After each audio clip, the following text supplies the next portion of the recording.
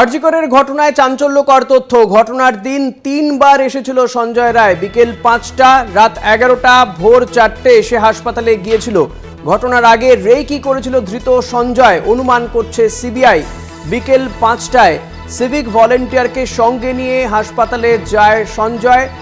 বাইকে করে সে নিয়ে যায়, তারপরে ছেড়ে দিয়ে আসে। রাত ১১টায় আসার পরে আরজিকরেই ছিল সঞ্জয়। ঘটনার পর আরজিকর ছেড়ে বেরিয়ে যায় সঞ্জয়। সূত্র মারফত জানা যাচ্ছে রাত ১১টায় এমার্জেন্সি বিভাগে যায় সঞ্জয়।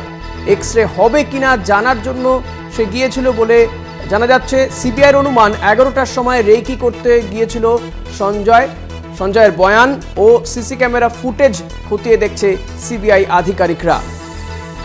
আরজিকরে ঘটনার দিন তিনবার সে হাসপাতালে গিয়েছিল, এমনই চাঞ্চল্যকর তথ্য উঠে এসেছে। বিকেল ৫টা, রাত ১১টা, ভোর ৪টে সঞ্জয় রায় সে হাসপাতালে গিয়েছিল। ঘটনার আগে রেকি করেছিল ধৃত সঞ্জয়, এমনটাই অনুমান করছে সিবিআই। বিকেল ৫টায় সিভিক ভলেন্টিয়ারকে সঙ্গে নিয়ে তারপর আরজিকর ছেড়ে বাইক নিয়ে বেরিয়ে যায়। রাত ১১টায় পরে সে আবার আরজিকরে যায়। ঘটনার পর আরজিকর ছেড়ে বেরিয়ে যায় সঞ্জয়।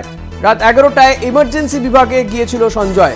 এক্স-রে হবে কিনা জানার জন্য সে সেখানে যায় বলে জানা যাচ্ছে। অনুমান ১১টার সময় রেকি করতে যায় হাসপাতালে। সঞ্জয়ের বয়ান ও সিসি ক্যামেরা ফুটেজ সমস্তটাই খতিয়ে দেখছে সিবিআই।